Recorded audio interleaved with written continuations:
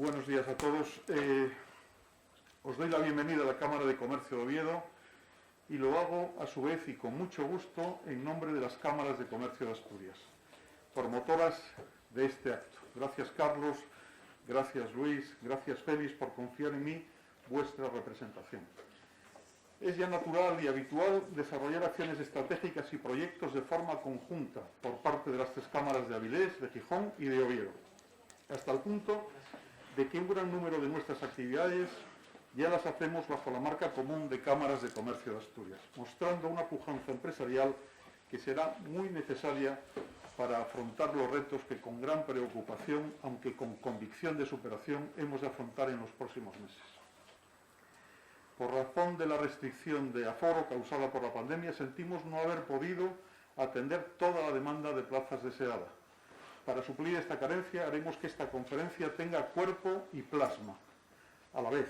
Así que una vez grabada, la subiremos a la plataforma YouTube para que pueda ser visualizada por los muchos que han mostrado interés por el reconocido talento y aún mejor si cabe, talante de los ponentes. Entendemos que la presencialidad en este tipo de actos es enriquecedora y que con prudencia y cumplimiento de las medidas determinadas por las autoridades sanitarias es perfectamente compatible, a pesar de las incomodidades y de las restricciones, podemos perfectamente mantener, como digo, vivo este auditorio.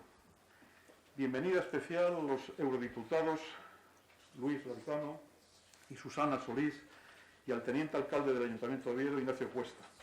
Nuestro agradecimiento porque hayan escogido esta casa, la casa de las empresas, la casa de los empresarios, para trasladar sus opiniones y escuchar la voz de los empresarios de esta querida tierra asturiana. Para nosotros es un honor y es un privilegio que Luis y Susana nos expongan ideas sobre uno de los temas estratégicos que más interesan a las cámaras de Asturias, como son los fondos europeos, pero sobre los que todavía vemos muchas zonas de sombra a las que queremos aportar luz, llegando a su verdadero fondo, tal y como rige el título de este foro, para el que hemos usado ese juego de palabras de a fondo con los fondos europeos, y a fin de obtener con ellos los mejores resultados en beneficio del interés general. Permitidme aprovechar la presencia de Nacho Cuesta para trasladaros que cuando hay voluntad, firmeza y convicción, podemos elevar la colaboración público-privada a la categoría de algo verdaderamente útil y dinamizador para la sociedad. Todos escuchamos permanentemente invocar esta colaboración y pocas veces vemos su aplicación real, llegando a ser dos palabras recurrentes en cualquier discurso y prácticamente mitológicas en la realidad cotidiana. Pues bien, en el Ayuntamiento de Oviedo hemos conseguido, a través de la denominada Mesa Grande de Licencias, que la colaboración entre lo público y lo privado sea realidad, descongestionando un servicio tan sensible para la actividad económica como el de las licencias, que sufría un mal endémico que prácticamente la había llevado a una anomalía perversa. Hoy podemos decir que en menos de 2 años este servicio camina a velocidad de crucero, sirviendo de ejemplo exportable a otros municipios. Gracias, Nacho, por tu eficiente liderazgo, compromiso y por cumplir acuerdos y expectativas, algo, desgraciadamente, bastante ausente de la vida política. La implantación del gran centro tecnológico logístico de Amazon para el noroeste peninsular, que situará a Asturias en el mapa de la logística mundial, con todas sus favorables consecuencias, es otro logro que, bajo este instrumento de la colaboración público-privada, las cámaras de Asturias hemos aportado a nuestra comunidad. Quería trasladaros, para finalizar, una breve reflexión sobre cómo construimos el bienestar social, ese confortable edificio que cobija a las sociedades prósperas y cohesionadas. Este se edifica sobre 3 pilares: progreso económico, justicia social y protección del medio ambiente. Sobre esa estructura se apoya a su vez ese otro gran afán de las sociedades avanzadas, el desarrollo sostenible. Pues bien, en Asturias, a nivel agregado, y desde hace ya mucho tiempo, no hay progreso económico. Vivimos de rentas pasadas. Esta situación no es sostenible en el tiempo, por lo que de forma inapelable, cuando esa inercia vaya perdiendo su fuelle, el edificio del bienestar sufrirá y perderá estabilidad. No para todos a la vez, por lo que la justicia social también se tambaleará. Para reforzar esos debilitados pilares tenemos que superar retos y dificultades, enfrentándonos a ellos con ánimo fuerte, sin permitir que la comodidad sea quien decida nuestro futuro. Escribí hace unos días un artículo de opinión con el mismo título que una canción que a todos emocionó en alguna ocasión. Cambia, todo cambia, popularizada por Mercedes Sosa, que define a la perfección el nuevo entorno en el que vivimos. Todo cambia, acumulamos disrupciones científico-tecnológicas, un nuevo mapa geopolítico a consecuencia de la evolución de la globalización y una pandemia sanitaria mundial. Todo cambia, pero lo que deben de permanecer invariables son los valores éticos de cuyo fomento e implantación dependerá la posibilidad de incrementar nuestro capital social, no el entendido en términos económicos, sino sociológicos. 4 son sus ingredientes: el afecto, la confianza, las normas efectivas y las conexiones sociales. Y son múltiples sus efectos. El más destacado, la posibilidad de acometer proyectos complejos y ambiciosos que promuevan el progreso económico y social. Frente a este escenario se plantean diferentes respuestas. Simplificando, podríamos reducirlas a 2. Resistir sin cambios, esperando absurdamente que nada pase mientras a nuestras espaldas el mundo avanza imparable, o adaptarse a los nuevos entornos tras un complejo y esforzado proceso de transformación.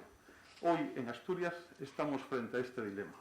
Por un lado, quienes se sienten concernidos por la necesidad de evolucionar, que representan y promueven la ineludible transformación cultural, son la Asturias emergente, la Asturias pujante, la Asturias que funciona y que pide paso. Y por otra parte, los resistentes al cambio, algunos viejos roqueros de la política y algunas organizaciones sociales respaldadas por grupos que se sienten provisionalmente privilegiados y que siguen empeñados en que nada cambie cuando alrededor nada es igual. No se trata de cuestiones ideológicas, sino pragmáticas. Para superar tantas dificultades necesitamos echar mano de los mejores valores democráticos: respeto por los adversarios y tolerancia por una parte, y por la otra, moderación y contención. Muchas gracias. Cedo la palabra a Nacho Cuesta para que presente a nuestros prestigiosos ponentes. Gracias, Nacho. Pues muy buenos días. Muchísimas gracias, José Manuel. La verdad es que una de las escasas satisfacciones, ¿no?, que proporciona una actividad de alto riesgo, alguien la definió, la política, ¿no?, plena de sinsabores casi diarios, es precisamente tener la oportunidad de poder estar en un acto como este, ¿no?, y de compartir mesa con personas a las que respetas y admiras tan profundamente desde hace tanto tiempo, ¿no? Una de ellas es el propio José Manuel, presidente de esta Cámara, presidente interino de esta Cámara de Comercio, y un referente. Para mí lo es en el plano profesional, lo es en el institucional y lo es también en el personal. Es José Manuel una persona a la que siempre hay que escuchar. No es que sea conveniente, es que yo creo que es obligatorio escuchar cuando queremos plantear cómo abordar los retos de futuro de una manera pues sensata, ¿no?, con luces largas, como él suele decir. Es José Manuel una persona que siempre pone el acento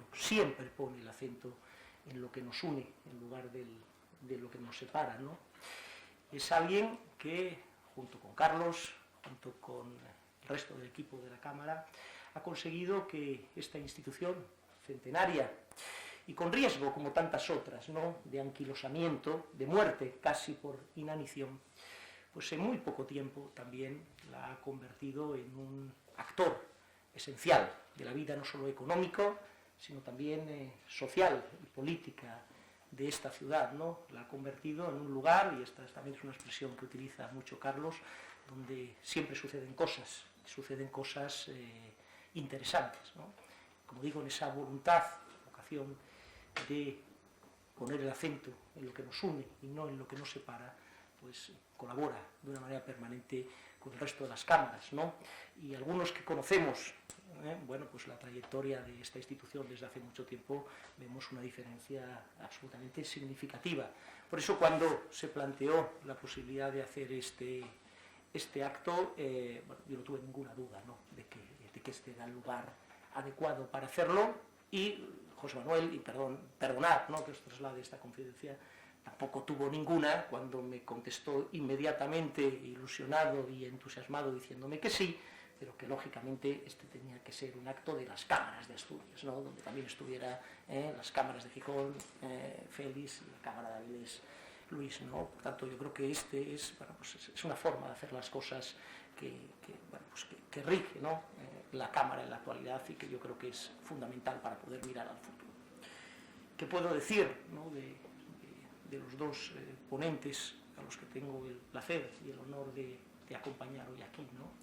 Que son una muestra clara de cómo en un momento determinado un proyecto político fue capaz de mirar hacia afuera y de captar el talento inmenso de la sociedad civil en provecho no propio, sino del interés general o del bien común, ¿no? Como algunos fueron capaces de pensar que gente que ha tenido un desarrollo profesional exitoso eran capaces de aportar, ¿no? a los problemas, a la problemática general del país, y aportar soluciones que era imposible conseguir, ¿no? Cuando solamente se mira hacia adentro.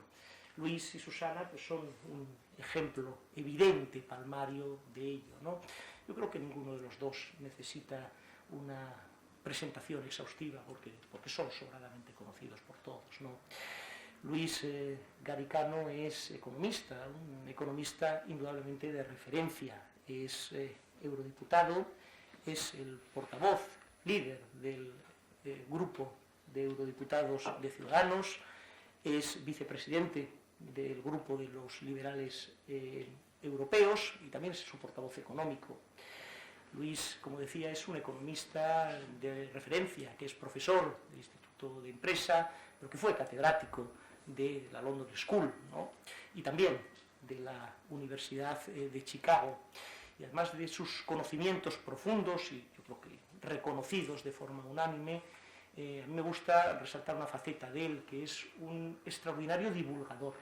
Es un extraordinario divulgador de las claves económicas, de esa relación, donde es un experto entre la economía, las relaciones laborales y los retos, ¿no? De la digitalización, de la tecnologización, ¿no? de cómo esos retos, perspectivas, bueno, pues generan también inquietudes, generan incertidumbres, generan rechazos y generan resistencias, ¿no? Lo explicabas, yo creo que de una manera, como siempre, muy didáctica en tu libro. Te escuchamos, lo presentaste también en la Nueva España aquí hace unos meses, el contraataque liberal, ¿no? Donde esas sociedades que se ven amenazadas por esos retos tecnológicos, pues tienden a volver a ese espíritu de la tribu, ¿no? Del que hablaba Karl Popper, ¿no? y a buscar, ¿no? Una autoprotección frente a las amenazas del mundo exterior, y donde inevitablemente siempre surge algún líder, ¿no? Que efectivamente les promete esa protección frente a los retos y a las expectativas o incertidumbres del mundo exterior, y ahí ya está, sin ninguna duda, inoculado el veneno del populismo, ¿no?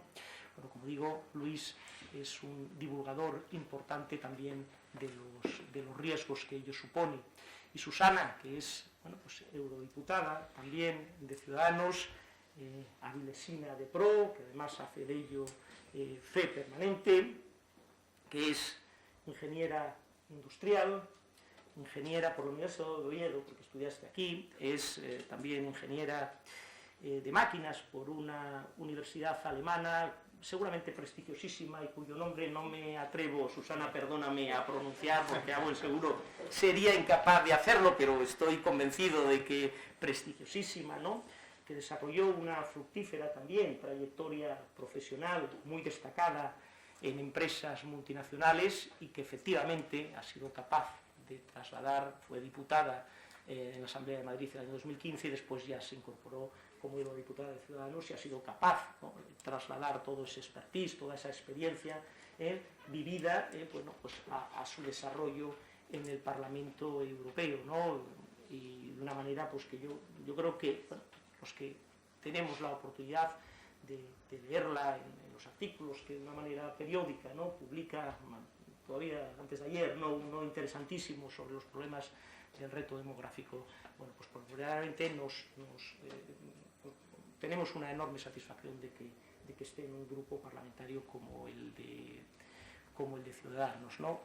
Y vienen a hablar, tanto Luis como Susana, de algo trascendental, lo decía antes José Manuel Ferreira, que son los fondos europeos, ¿no?, esa ventana de oportunidad, ese maná europeo, ¿no?, que aún no está del todo definido, ¿no?, pero que ha generado por lo menos unas expectativas, ¿no?, de que efectivamente puedan contribuir, lo decías ayer Luis también en una entrevista, a una verdadera transformación económica, una nueva reconversión, que seguramente no sea ya de Asturias o de España, no será casi seguro industrial, pero que sí será digital, ¿no?, será tecnológica, será también sostenible, será una revolución verde, ¿no?, y que, bueno, pues en el ámbito de nuestras competencias, en Asturias o en Oviedo, nosotros estamos pues muy ilusionados también con ella, ¿no? No sabemos en qué medida gozarán las autonomías o los ayuntamientos de alguna competencia, ¿no?, para poder hacer uso de esos fondos, pero indudablemente, y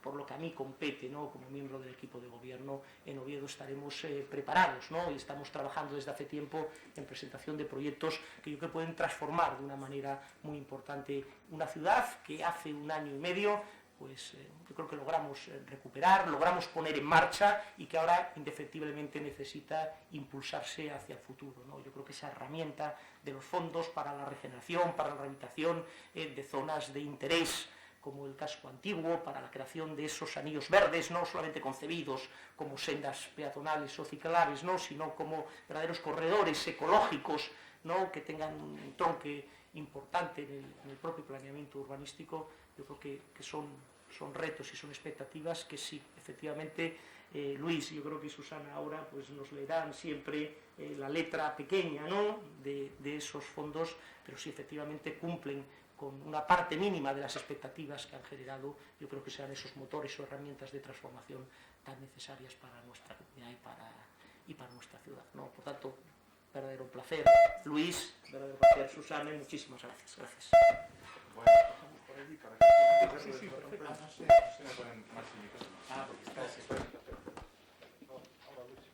Buenos días a todos, es un placer estar aquí. Somos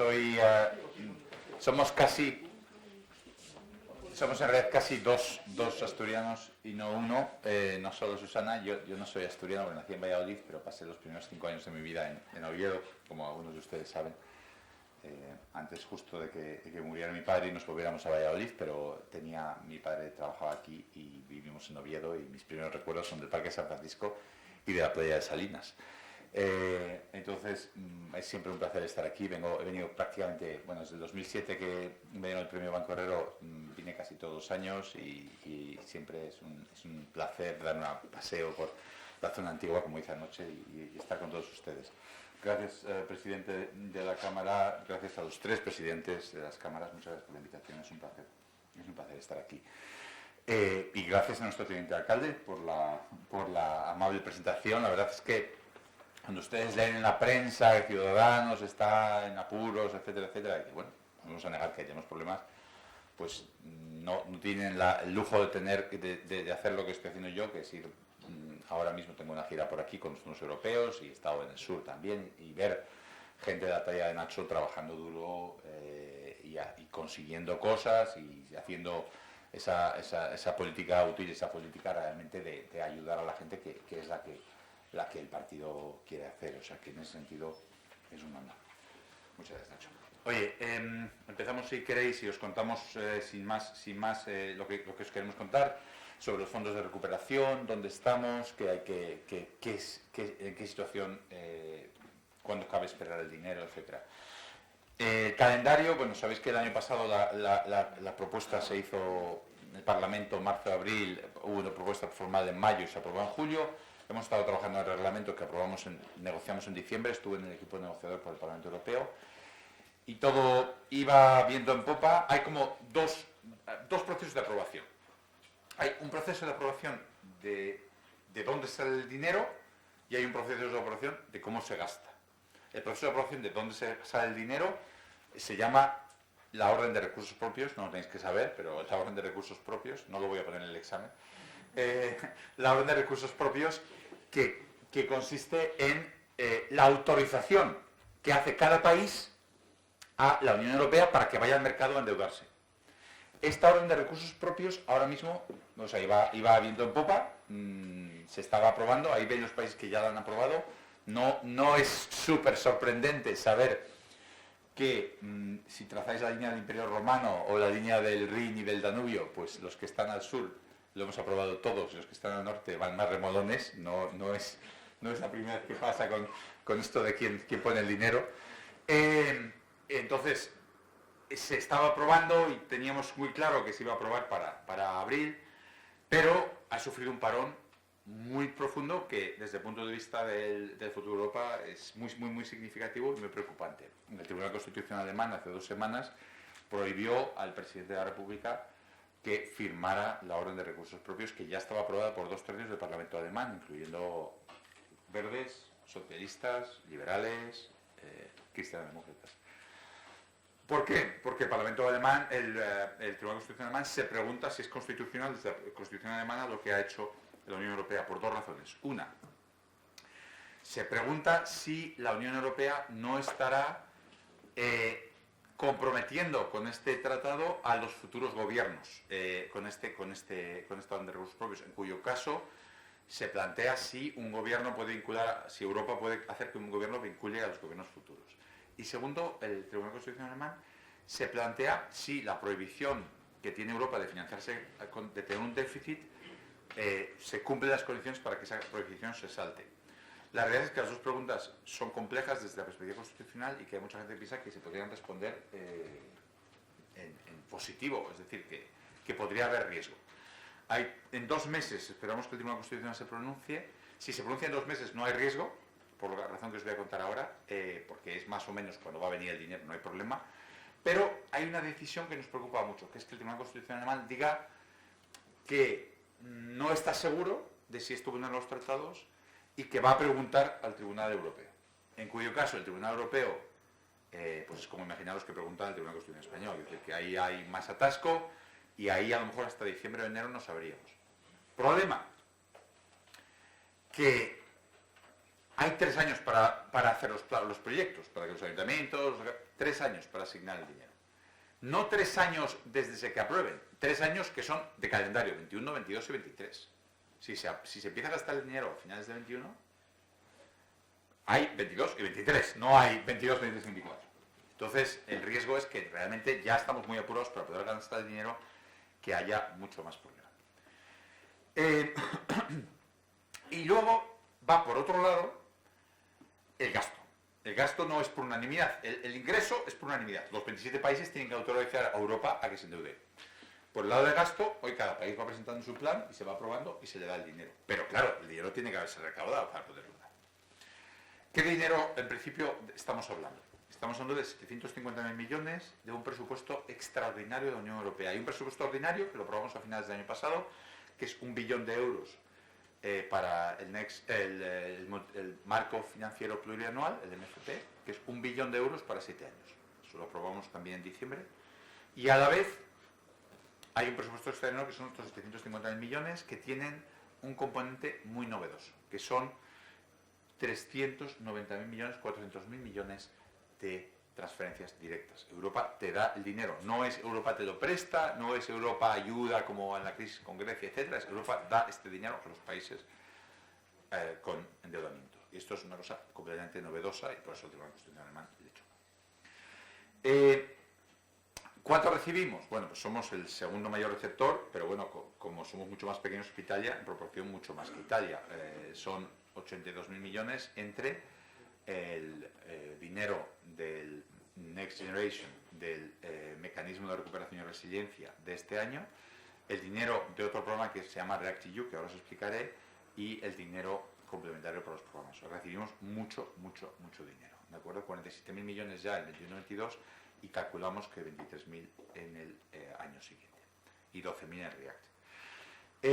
O sea, España es un grandísimo beneficiario y por eso yo siempre hablo de que me preocupa mucho que seamos capaces de hacerlo bien, porque realmente todos los ojos van a estar en nosotros, especialmente ahora que está Draghi, que en Italia que da bastantes garantías. Es decir, Italia seguramente lo va a hacer bien y va a ser España la que va a determinar si esto es una buena idea o si, como lo de comprar conjunta de vacunas, Europa dentro de 2 años dice, uy, esto de darle dinero a los países es una locura, no lo hagamos nunca más. O sea, España realmente ahora tiene una posición de máxima responsabilidad y de máxima obligación de hacer algo. El primer elemento que os contaba de FEACT-EU, Susana nos contará un poquito más luego, es un programa de 47.000 millones para reforzar la política de cohesión. Es un programa que va directamente a gastos de COVID y que es de libre disposición. O sea, hay 100% de cofinanciación, Europa pone todo el dinero, se puede poner en él cualquier gasto de sistemas sanitarios, de pymes, de ERTES que ya se ha incurrido y el país lo distribuye y lo gasta. Entonces, aquí España recibe 12.000 millones y estos millones se van a repartir entre las comunidades autónomas. Si buscáis, Asturias está aquí, pues que son unos 200 millones, ¿no? 196. 196, gracias. El impacto, el reparto no es en función del PIB, es en función del diferencial. Cuánto la pandemia ha afectado tu riqueza, tu desempleo y tu desempleo juvenil. ¿De acuerdo? Y luego el otro es el gran mecanismo, el mecanismo de recuperación y resiliencia, el dinero, digamos, de los fondos europeos del que estamos hablando con todos los planes de reinversión, que tiene gasto en 6 áreas. Os digo estas 6 áreas porque es importante, porque podéis decir, pues hacemos una no sé, una autopista, o hacemos, bueno, vamos a ver, es transición verde, 37%, digitalización, como mínimo 20%, competitividad y productividad, cohesión social, resiliencia institucional, que aquí están todos los gastos de sanidad, etcétera, y juventud e infancia, formación, educación, etcétera. Estas áreas están tasadas. O sea, el Parlamento, en la regulación que os digo que negociamos en diciembre, exigimos que solo se pudiera gastar en estas 6 áreas. ¿Por qué? Porque no es dinero como el otro para pasar el bache. Este es dinero para transformar la economía a futuro. Es un dinero que se pretende que sirva para que salgamos de esta con una economía transformada, que aprovechemos un bache y un golpe a nuestro sistema para salir con un sistema diferente y una economía mejor, con más limpia, más sostenible, más inclusiva, mejor para todos. Eso sí, este dinero solo se aprueba si se cumplen las condiciones. Hay que sacar 5 As, 5 sobresalientes en 5 áreas concretas, que son que hagas las reformas que te han pedido Europa siempre, como os acordáis que cada año Europa recomienda a España tanto y hay recomendaciones gratis, que te salía gratis ignorar. Bueno, ahora esas recomendaciones se incorporan como condiciones a este dinero, ¿de acuerdo? Las recomendaciones de reformas. Que hagas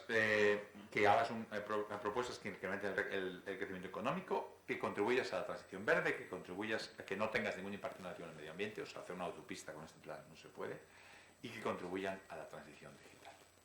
Entonces, si sacas estas 5 As, te lo aprueban. Si no, en teoría, no te lo pueden aprobar, ¿de acuerdo? Lo más importante que os quiero contar aquí en este área son el tema de las reformas. Hay que describir las reformas, hay que decir cómo las identificas. Y las reformas son las que Europa te hace un examen cada año, se llama el semestre europeo, y te propone una serie de reformas que tienes que hacer. Oye, España le hace falta esto. Bueno, ¿cuáles son las reformas que tiene que hacer España? Aquí os las clasificamos. Son 4 áreas. Controlar el crecimiento del gasto, invertir en innovación y transición energética, asegurar la unidad de mercado y reformas sociales y de servicios sociales y de empleo.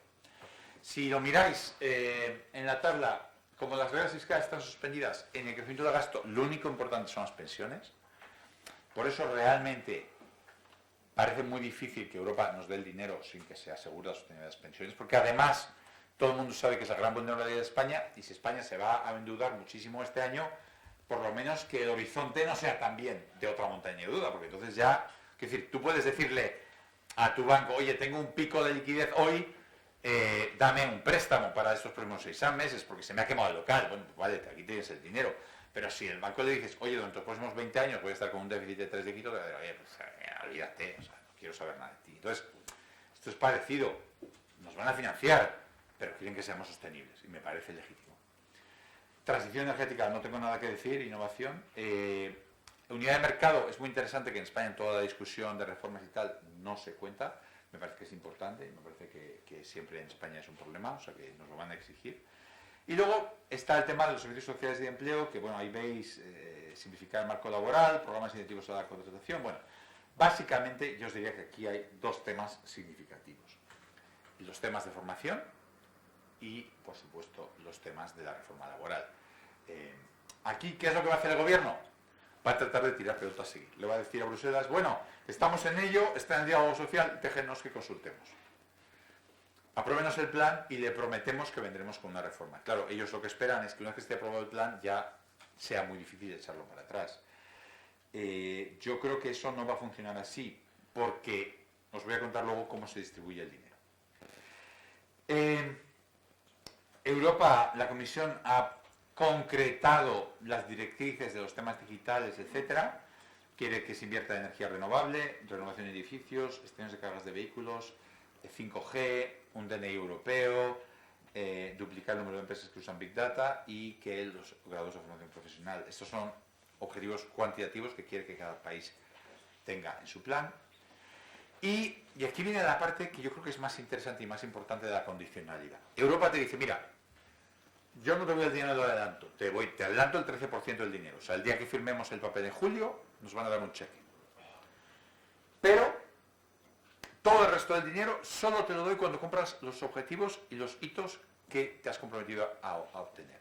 Nosotros firmamos un contrato con vosotros, o sea, nosotros Comisión firmamos un contrato con vosotros España y nos prometéis alcanzar estos hitos y que a medida que los vais alcanzando os vamos dando el dinero. Esa es la forma que tiene Europa de asegurar esta condicionalidad. Volviendo al tema de reforma laboral y de reforma de pensiones, Europa te va a dar el cheque que corresponde a diciembre de este año, el segundo cheque, digamos, si el primero es en julio, el segundo es diciembre, enero, son cada 6 meses.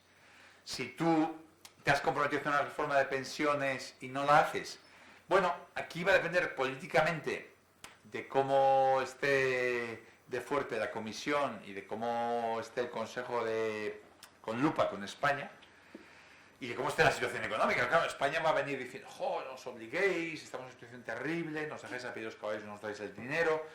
No sé, políticamente es difícil saber hasta qué punto Europa puede insistir. Eso sí, Europa tiene una herramienta que es novedosa, que es que si la Comisión hace la vista gorda, el Consejo, los países, un solo país puede exigir que se paralice si piensa que no estás cumpliendo. Y eso os lo voy a contar ahora mismo. ¿Cómo vamos? Bueno, los países están presentando sus planes ahora. España parece que lo va a presentar la semana que viene. Vamos a ver qué pasa. Entonces, os decía, hay una serie de controles para que esto se asegure. Por un lado, de auditorías y de Tribunal de Cuentas. Primero se evalúa el plan, luego se aprueba, luego se implementa y se van dando cheques a cambio de estos hitos y objetivos.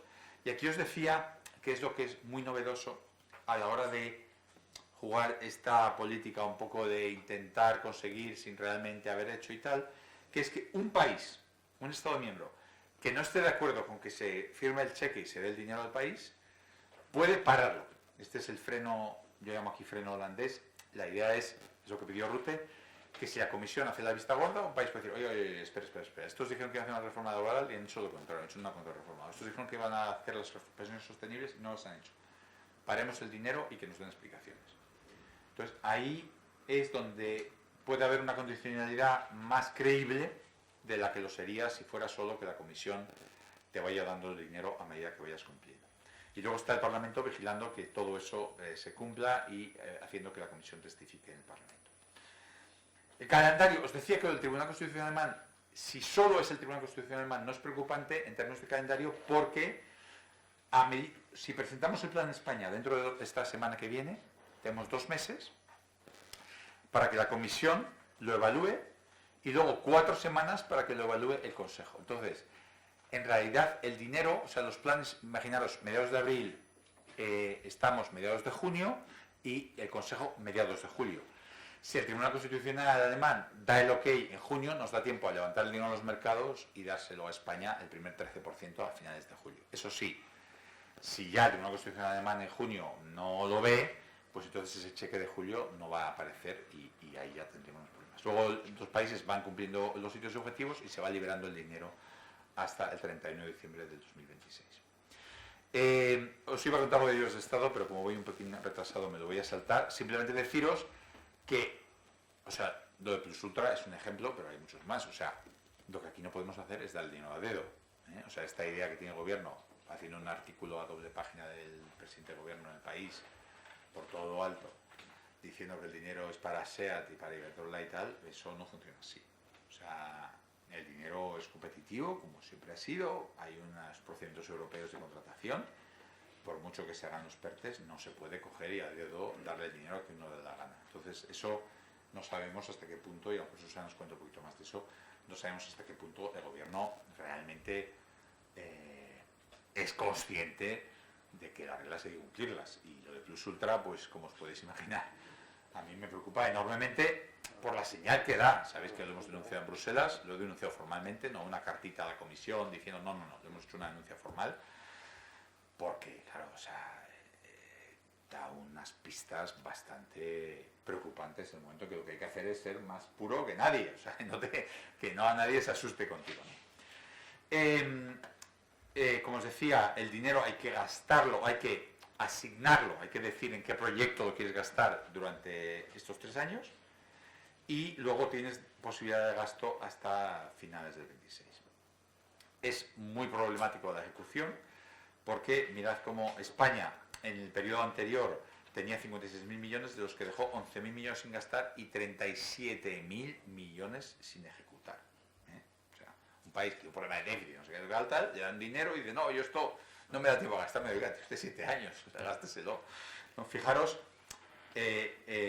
nuestras administraciones, y esto desde las cámaras es importante que hagáis presión, porque claro, o sea, nuestras administraciones tienen el menor porcentaje gastado y el menor porcentaje, o sea, es el único, bueno, hay 3 países en este cuadrante, pero es el país más abajo en este cuadrante en proporción gastado y proporción asignada. O sea, realmente es un problema, ¿no? Aquí tienes Asturias, Cantabria ha estado bien en FEDER, Asturias relativamente bien en ejecución de Fondo Social Europeo, Cantabria al revés está mal en ejecución de Fondo Social Europeo. O sea, Asturias por lo menos el Fondo Social Europeo ha tenido buen récord de gasto. Bueno, España presentó un pequeño programa, ya estoy en los últimos 2 o 3 minutos. España presentó un programa de gasto que es 82.000 millones, que tenía estos 4 ejes, muy preliminar, con pinceladas muy gordas, que yo creo que la semana que viene concretará el gobierno, que tenía 37% para inversiones verdes, 33% para digitales, que gira alrededor de un instrumento nuevo que no ha existido nunca en España, que son estos famosos PERTES, que nadie sabe, y os lo digo porque he pedido dictámenes a abogados del Estado y todo, o sea que nadie sabe muy bien cómo va a funcionar. En principio se designa un PERTE, se dice, no sé, la conexión por la famosísima, me la invento, la famosísima conexión por Pajares es un PERTE, ¿no? O sea, la eterna obra, no sé cuánto dinero lleva ahí enterrado. Y entonces todas las empresas que trabajen en eso, todas las subvenciones, todos los convenios, etcétera, tienen una prioridad y ya se articula a partir de esos proyectos estratégicos todo el... Claro, ahora la palabra estratégica la he visto y me he quedado así, porque claro, como Plus Ultra es estratégica, pues ya sabéis que después de que el gobierno la declarara estratégica con mucha fricción, ayer Plus Ultra se ha declarado a sí misma también estratégica. Yo os invito a los que tengáis empresas y bares y restaurantes a que declaréis a vuestro restaurante estratégico, porque vamos, seguro que es más estratégico que Plus Ultra. Bueno, entonces el PERTE se aprueba por un acuerdo del Consejo de Ministros y los que se incluyan en este registro tienen consideración de preferentes porque están en un proyecto que es de interés general. Pero hay que respetar las ayudas de Estado. A mí mi preocupación con cómo se están llevando las cosas hasta ahora, hablando con muchísimos empresarios de todo el país, con presidentes autonómicos, me he reunido con presidentes de altísimo, vamos, he estado con Feijóo, he estado con Revilla ayer, he estado anteayer, he estado con presidentes de socialistas, con Chimo Puig y con el Partido Popular, con muchos dirigentes autonómicos empresariales, es que todo esto se está llevando, como suele ser desgraciadamente norma en algunos momentos de nuestra historia, de una manera muy poco transparente y muy poco abierta. O sea, ¿Por qué Iberdrola y SEAT? ¿Qué manifestación de interés se apuntaron Iberdrola y Volkswagen y cómo consiguieron estar en esa lista? Pues ninguna. Quiero decir, que yo sepa, ninguna. ¿Por qué Ford, Citroën, y Opel y tal, y Renault no están? Pues no se han enterado. Los tíos están como, bueno, se han estado calladitos porque, claro, tampoco quieren que les caiga a ellos, que les digan que no es daño un euro, ¿no? Claro, todo el mundo está en el sector empresarial y en el sector autonómico y lo que quiera, todo el mundo está calladito porque el gobierno ahora tiene el poder infinito de decidir dónde va este dinero. Pero la realidad es que la forma en que se ha conseguido este tipo de PERTEs y que se van a estar anunciando estas semanas consiste en que eres amigo de Moncloa, te pasas por ahí, charlas con uno y con otro en Moncloa y aparece tu maravilloso plan de repente apoyado por el presidente del gobierno. Claro, sinceramente, eso no es una receta para un país con éxito, sinceramente. Y os digo también el tema de las pymes, ¿no? El otro día, en el Confidencial, estoy en una serie de entrevistas con emprendedores. El otro día entrevistaba a una chica Alicia Sin, ingeniera industrial, una empresa de 70 trabajadores haciendo Internet de las cosas basada en Zaragoza, o sea, el tipo de empresa que debería recibir este dinero. Ni ella, o sea, digitalización, mujer, alta tecnología, éxito, beneficios, todo lo que queráis, no había oído hablar de servicios OPS ni sabía nada de ellas, como todas las demás personas que he entrevistado y todos los demás emprendedores que he conocido. O sea, no es que fuera ella que estaba despistada. Entonces, las pymes, pues el miedo que da es que se queden al margen. Las comunidades autónomas, como os decía, parecido, ni consultas, ni coordinación, ni información. Y sinceramente, en un país tan descentralizado, si tú no cuentas con las comunidades autónomas, supongo que los sospechosos habituales sí que se contará. No me puedo imaginar que Cataluña y País Vasco no hayan tenido mano en la adjudicación de los ERTE. Me parecería inconcebible, dado cómo funciona nuestro país y las mayorías parlamentarias. Pero la mayoría de las comunidades autónomas dicen, oye, yo no sé nada de cómo se hace esto, y además el presidente del gobierno dijo con claridad, lo dijo un presidente de gobierno autonómico, me dijo el presidente de gobierno que con claridad, los fondos europeos los adjudicaré yo. No dijo los adjudicará el gobierno central o la administración central, dijo los adjudicaré yo, que seguro que no sorprende demasiado. Hay este Real Decreto Ley de aprobación de medidas urgentes que, como sabéis, el Consejo de Estado no le gustó. Yo entiendo que el gobierno quiera acelerar, porque hemos tenido problemas de ejecución, pero tienes que acelerar poniendo otras cosas que te hacen. Hay un retorno, ¿no? ¿No hay ningún micrófono abierto? ¿Me veis bien? No es raro que quieras acelerar, pero claro, entonces tienes que poner otras cosas. Oye, si vamos a quitar muchos controles para poder ejecutar el dinero, vale, pero entonces vamos a ser unos expertos que nos evalúen los planes. Pero claro, si quitas esos controles de los auditores, de los tal, pero no tienes a nadie que te evalúe el plan, entonces el dinero al final, ¿cómo será? ¿Cómo será? No hay control de intervención, no hay control de nada. Y luego, ¿cómo se produce la evaluación de proyectos, etcétera? Bueno, hay una comisión para recuperación, transformación y resiliencia que es el Consejo de Ministros. No es un grupo, la comisión serán unos ingenieros que sepan mucho en torno a las cosas, no, son los ministros. Y hay un comité técnico que te parece que será una cosa mucho más técnica, pero la realidad es que están los secretarios generales, los secretarios de Estado y tal. Luego está el seguimiento del plan, lo hace la presidencia de gobierno, que es donde realmente se corta el bacalao.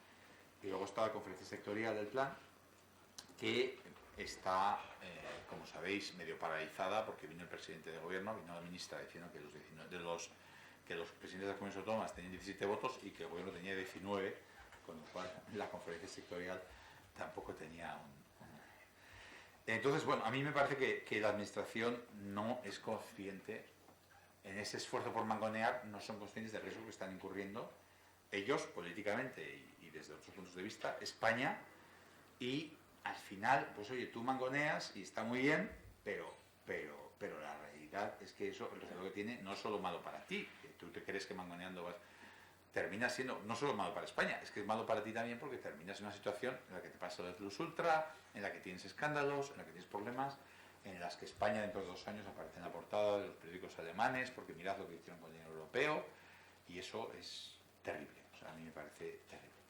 Entonces, con pocos controles y sin agencias independientes, sin expertos y con tanta politización, pues el resultado es preocupante.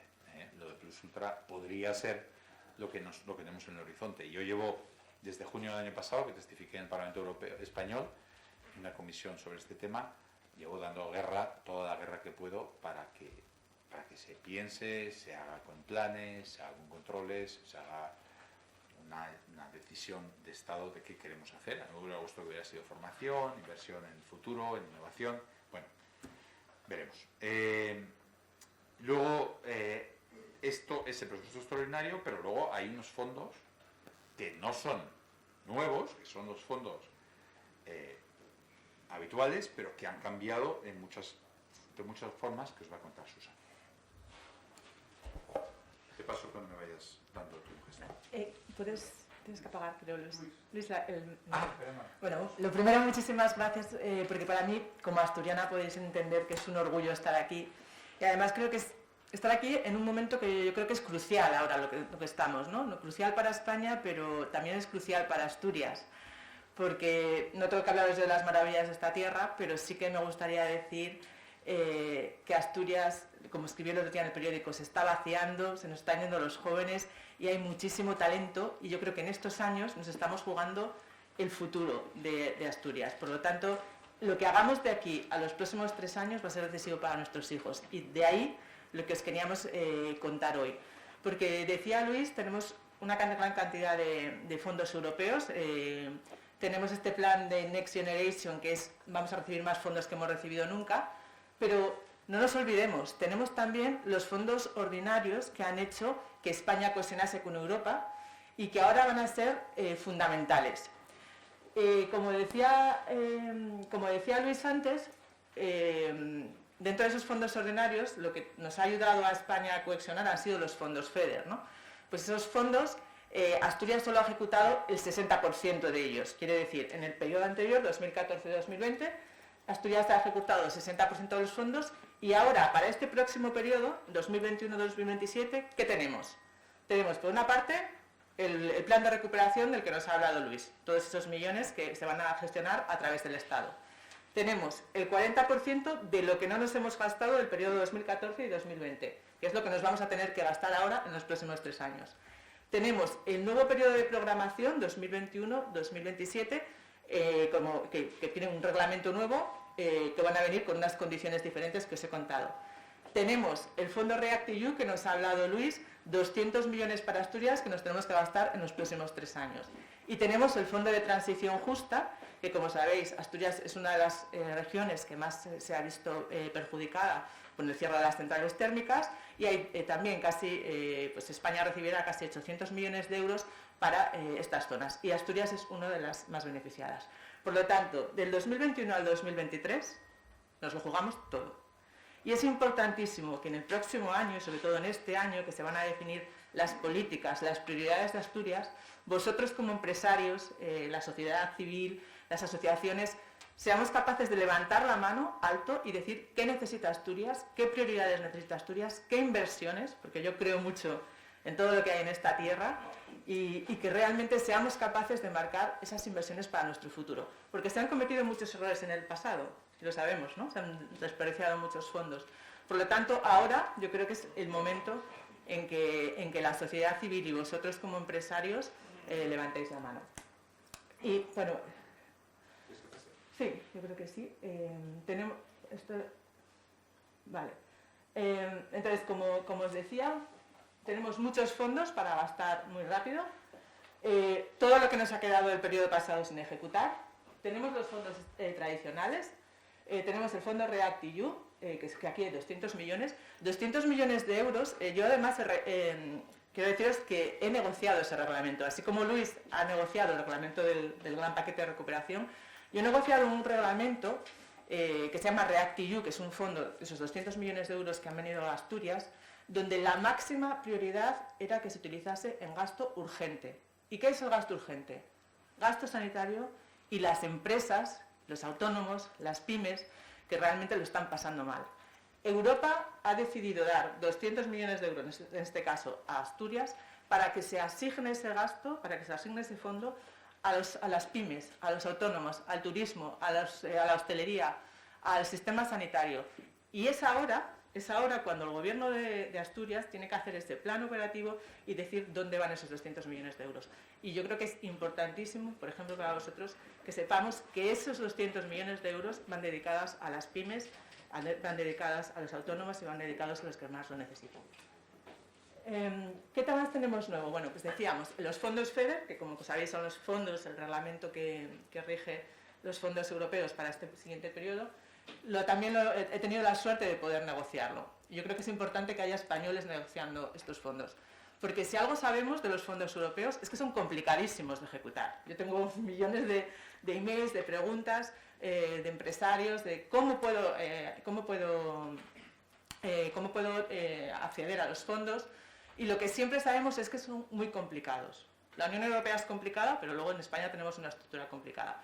Por lo tanto, en esa negociación y para el próximo periodo, si algo hemos hecho es simplificar los procedimientos. Queremos que sean lo más sencillos posibles, que haya la máxima flexibilidad posible y que sobre todo, y algo importante, que sean los municipios y las provincias los que puedan decir dónde se quieren gastar el dinero. O sea, que sea la sociedad civil también la que participe a la hora de ejecutar dónde queremos gastar el dinero los próximos 7 años, porque sois vosotros los que sabéis las necesidades. Eso es algo de lo que hemos cambiado. Otro cambio importante, aquí ha puesto simplificación, bueno, despoblación. Yo no me canso de escribir sobre la despoblación. Asturias se vacía, esa es la realidad, y tenemos una oportunidad única para que estos fondos vayan a las zonas despobladas. Y además hemos hecho algo importante en este reglamento, y es definir por una vez qué es una zona despoblada, qué es el declive demográfico, y que las zonas despobladas dejen de ser las zonas del norte de Europa, que es lo que recogen ahora los tratados de la Unión Europea, las zonas de Laponia, sino que se reconozca, por primera vez, se reconoce cuál es la realidad española y cuál es la realidad de muchas comarcas, por ejemplo, aquí en Asturias. Otra parte importante, los fondos de desarrollo urbano sostenible, las ciudades. Se aumenta la cantidad de fondos que van destinadas a las ciudades, a la sostenibilidad, al medio ambiente, al transporte. Hay un 8% para los fondos. Y también hemos conseguido que haya más fondos para turismo, para cultura, para las pymes y para las grandes empresas. Y sobre todo, asistencia técnica. También las empresas necesitan asistencia técnica, necesitan ayuda para poder llegar a estos fondos. Este es el reglamento FEDER. Como estoy diciendo, va a haber cambios, y los más importantes, que se me había olvidado, ¿cuáles son? Europa, como decía Luis, tiene 2 grandes prioridades. Una Europa verde y una Europa digital. El 70% de los fondos que lleguen de Europa en los próximos años se tienen que destinar a proyectos de innovación y a proyectos verdes. Y como sabéis muy bien, es más difícil ejecutar fondos de este tipo, es más difícil ejecutar proyectos de innovación, proyectos de I+D, que una carretera, un aeropuerto, como hacíamos en el pasado. Por eso yo creo que es más importante que nunca vuestra participación, el diálogo con la sociedad civil, porque si no es imposible poder ejecutar fondos europeos con ese grado de exigencia que tiene Europa, si no es con la participación de las empresas, de la universidad, de los centros de investigación, que podamos hacer todos juntos, definir qué proyectos quiere Asturias en el futuro.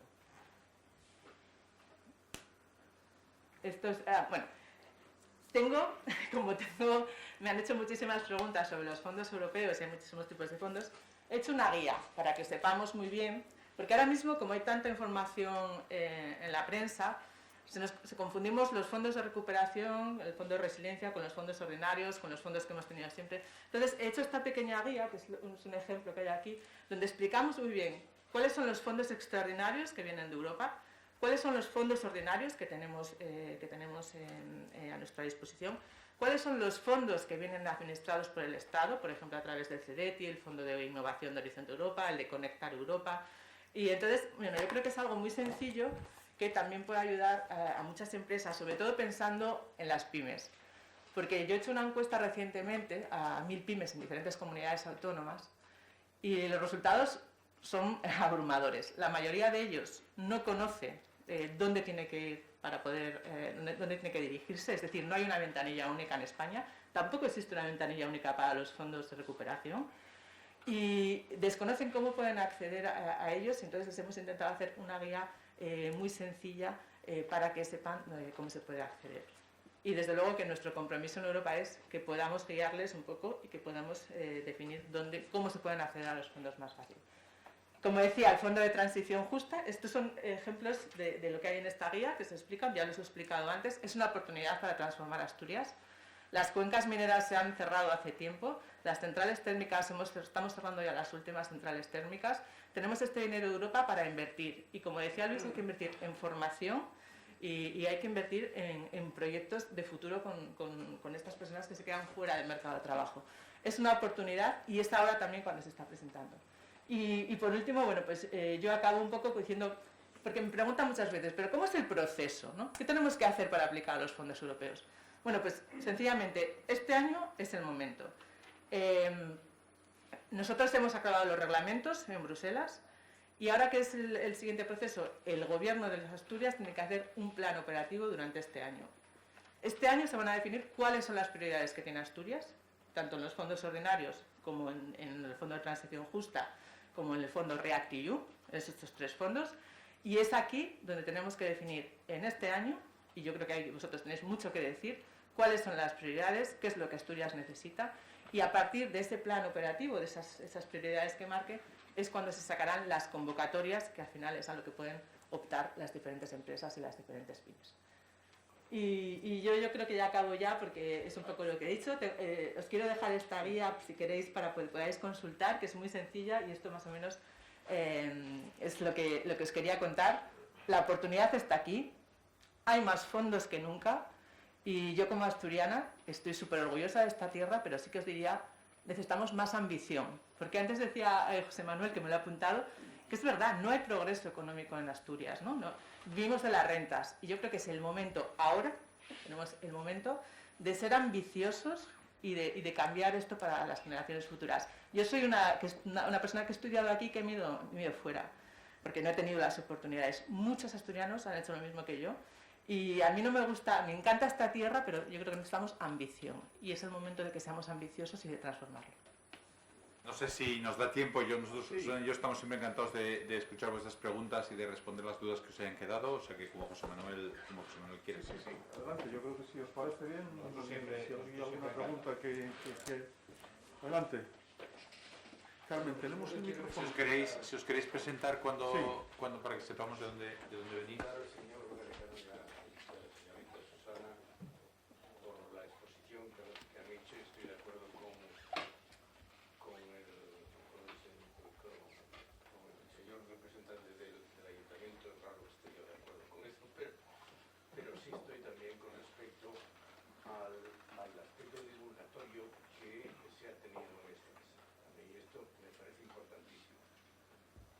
Yo ya no pinto nada aquí, pero evidentemente tengo empresas, tengo hijos, y si la ley de herencias y patrimonios se resuelve, pues mis hijos podrán por lo menos tener la posibilidad de trabajar en un negocio que empezó su padre, ¿no? Pero bueno, eso ya es otra historia. Pero lo que quiero decir es que yo estoy aquí porque es que no sabemos nada. Es que no sabemos nada. Y yo soy un señor que creo que estoy preocupado con todo lo que me rodea.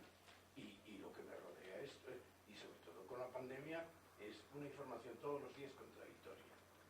Y a esto no hay derecho, señores políticos. No hay derecho.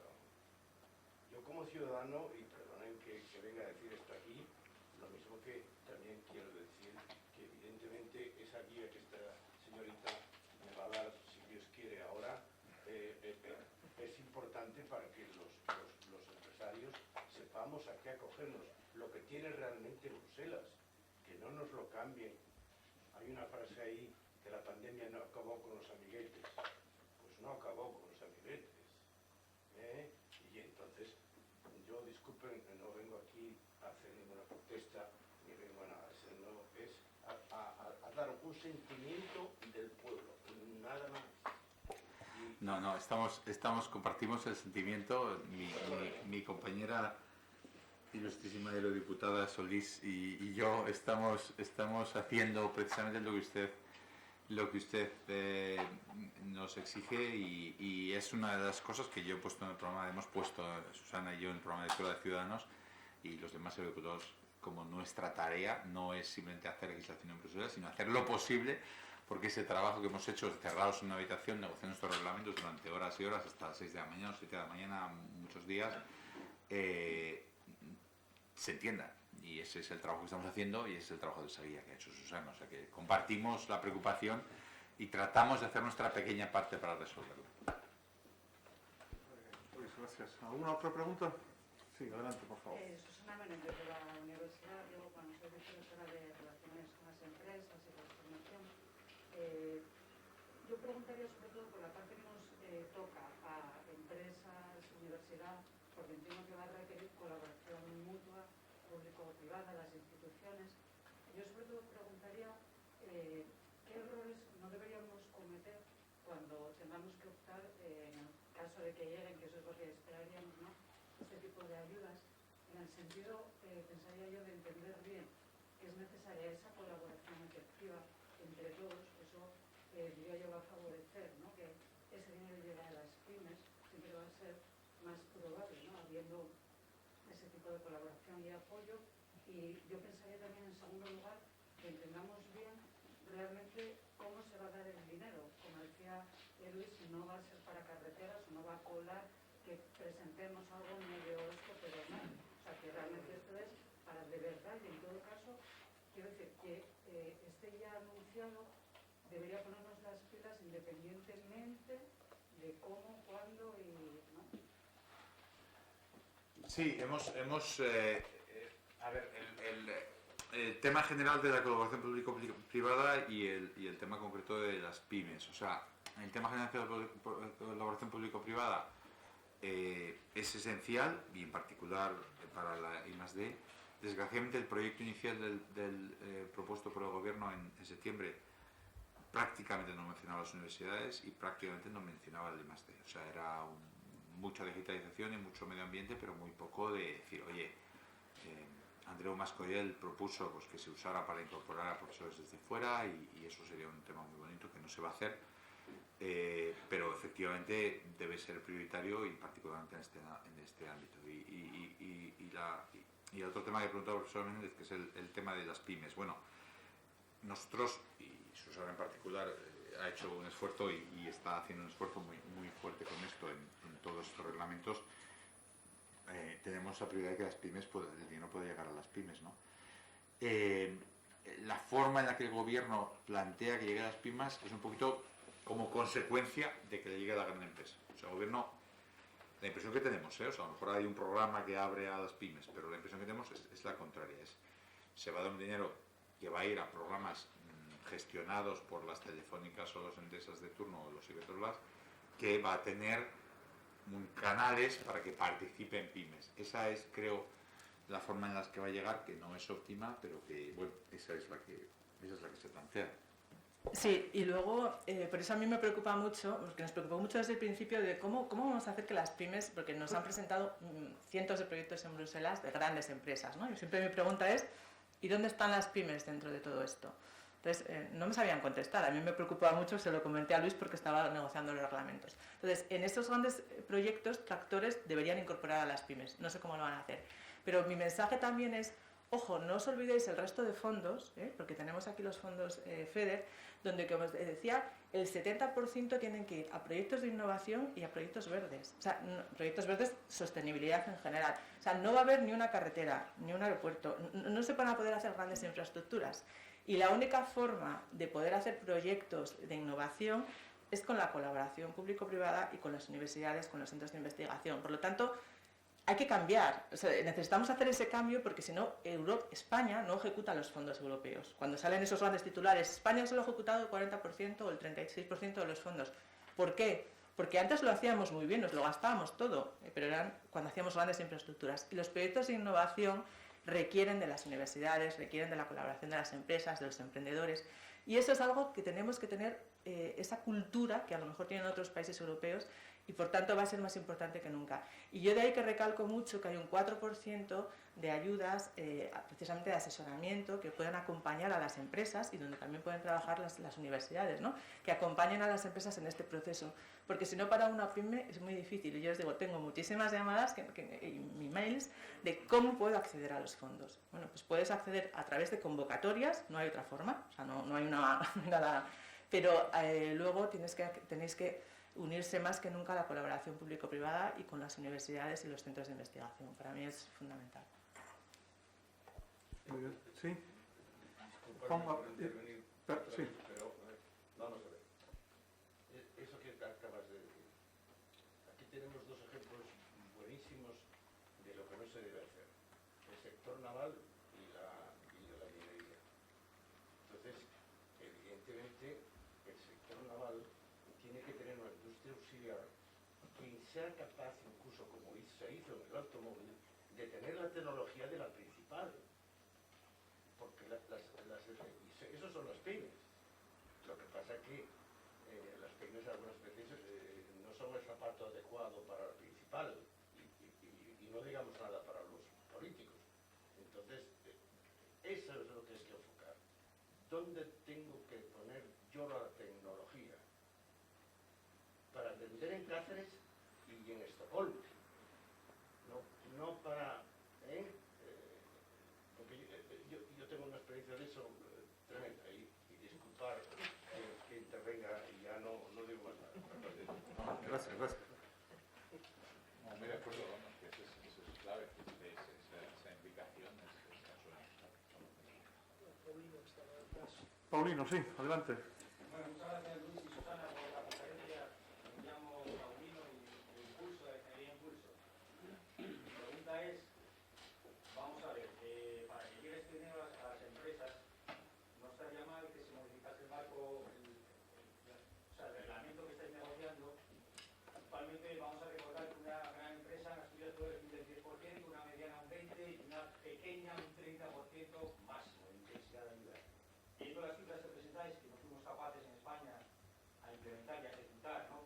Todos esos millones que sobraron, no parece descabellado el pedir que en el nuevo reglamento podamos incrementar un poco esas intensidades de ayuda con el fin también de gastar más dinero, ¿no? Porque la cantidad es ingente de dinero la que va a venir, ¿no? Entonces, ¿cómo veis vosotros este tema? ¿Crees que este reglamento pueda cambiar y se puedan incrementar las intensidades de ayuda finales a las pequeñas, medianas y grandes empresas de Asturias? Yo en el reglamento que he trabajado, que es el de los fondos FEDER y el REACT-EU, como decía, REACT-EU es flexibilidad 100%, o sea, los 196 millones que llegan a Asturias, tengáis la seguridad de que son una flexibilidad máxima. El reglamento FEDER sí que nos hemos fijado muchísimo en las pymes. Para hacer un reglamento hemos estudiado lo que no funcionó en el 2014-2020, hemos visto que era muy complicado, demasiado burocrático, se han limitado bastante la burocracia y luego hemos intentado incorporar a las pymes, que las pymes tengan mucha más presencia y que las grandes empresas puedan hacer, porque al final tienes empresas que no son tractoras, eso es así, pero que puedan ir siempre en colaboración con las pymes. Y eso se ha ampliado al máximo que nos permite el Reglamento de Ayudas de Estado de la Unión Europea, o sea que tenemos un límite de intensidad de ayuda territorial, y eso ya sería, y es algo que se está estudiando ahora, porque precisamente lo que se ha visto es que los PERTEs que ha prometido el Gobierno, el que ha anunciado en concreto de SEAT y con Iberdrola, no cumpliría el régimen de ayudas de Estado de la Unión Europea. Entonces es algo que se está, bueno, si se abre ese melón estamos en ello, pero no está dentro de los reglamentos que nosotros negociamos. O sea, yo lo que puedo estar negociando es cómo incorporar a pymes, hasta qué punto una gran empresa puede optar a fondos. Siempre y solo una gran empresa solo puede optar a fondos si va acompañado de las pymes, como tiene que ser, vamos, me parece habitual. Pero el otro reglamento, o sea, lo que es las ayudas de Estado, es una normativa diferente que a lo mejor ahora el Gobierno pues se ve en la tesitura de que si no cambia nada no se va a poder gastar todo ese dinero. Parece conveniente que se suman esos límites de intensidad con el objetivo de gastar más. Es una fórmula de también implementar más. Puede ser, pero como te digo, no es algo que es una normativa diferente y que ahora el gobierno se tendrá que plantear, pero no unilateral, porque es Creo que lo que veamos el martes tendrá esos cambios, esos límites. Vamos a ver cómo está. Muy bien, gracias. Juan Manuel. Sí, ¿qué tal? Bueno, soy director comercial de Santander aquí en Asturias y nos sentimos también parte implicada en todo esto, ¿no? Yo tengo una pregunta en reflexión al mundo de las pymes y como economista. Hasta ahora todas las ayudas que hemos visto para las empresas, que creo que tienen que ir, han llegado en formato de deuda. Hoy tenemos a las pymes más endeudadas que nunca y ¿no creéis que de vuestra parte política habría que empezar a valorar capitalizar a las pymes y no endeudarlas más? ¿Creéis o os veis capaces de convencer a quien corresponda de que esta colaboración público-privada en que tenemos que estar la banca, los empresarios, las cámaras, la universidad, venga en un formato de ayudar a capitalizar las compañías en las variables que hay múltiples y luego ya veremos cómo sale aquello? ¿No creéis que puede ser parte de la clave y parte del grupo? Porque si no, Sí. nos estemos endeudando y eso tiene mal final, creo, ¿no? Sí, muy de acuerdo. Nosotros participamos en la concepción y en pensar en todo el tema de liquidez hace un año. Claro, cuando la crisis parecía que podía durar 3-4 meses, pues la liquidez era suficiente. Ahora, como muy bien comenta, el problema no es de liquidez, es de solvencia. Claro, cuando uno pasa meses y meses sin ingresar, un bar, un restaurante, un hotel que esté cerrado, pues realmente el peso de la deuda que se va acumulando es prácticamente inimaginable para el que no esté ahí, ¿no? Y cuando la ministra propuso inicialmente un programa que obligaría a la banca a hacer quitas de los ICOs, etcétera, nosotros nos opusimos y hicimos una propuesta concreta intentando convencer en esa dirección, que eran 15.000 millones, bueno, tenía 9.000 millones de ayudas directas, etcétera, y dimos mucha guerra y bueno, quizás hicimos nuestra parte porque al final el plan que propuso la ministra y que se aprobó hace 2 semanas sí que tiene 11.000 millones de ayudas directas que van a tardar en canalizarse, porque parece que va a tardar hasta el verano en desembolsarse, pero que en principio sí que va a permitir empezar a resolver problemas de solvencia. Me alegré de que lo hicieran y comparto completamente que yo creo que hace falta 2 cosas, ¿no? Hace falta ayudar directamente, sobre todo a estos sectores que han sufrido tanto, como son los sectores de hostelería, turismo, etcétera, y luego hace falta ayudarles a reestructurar las deudas de una manera acordada bilateralmente entre la banca y el sector, con inclusión de las deudas del Estado, que como sabéis en los procedimientos de insolvencia de España eso no existe, que la seguridad social y los impuestos no entran en la reestructuración de la deuda. Creo que es fundamental que entren. El Fondo Monetario Internacional nos lo lleva pidiendo 8 años, nosotros lo hemos pedido siempre y yo, creo que es prioritario. Gracias. Pues, ¿alguna otra pregunta? Bueno, pues nada, yo creo que muchas gracias a todos por vuestra asistencia. Gracias Luis, gracias Susana, gracias Nacho, gracias Sergio. Yo creo que ha sido un acto al estilo cameral, breve, pero creo que intenso. Creo que hemos salido con con las ideas mucho más claras que con las que veníamos. Los fondos son una gran oportunidad. Tenemos que aprovecharla, pero no son ninguna panacea, no son ninguna fábula. Tienen una digestión compleja. Y las cámaras, sabemos desde hace muchos años, llevamos, creo que históricamente gestionando fondos europeos, sabemos de la dificultad y la complejidad, pero también del aporte social y el impacto económico que tienen todas estas ayudas, que por supuesto animamos a usar y a que sirvan para ese progreso económico que antes decíamos que es absolutamente imprescindible abordar en esta región. Muchas gracias a todos.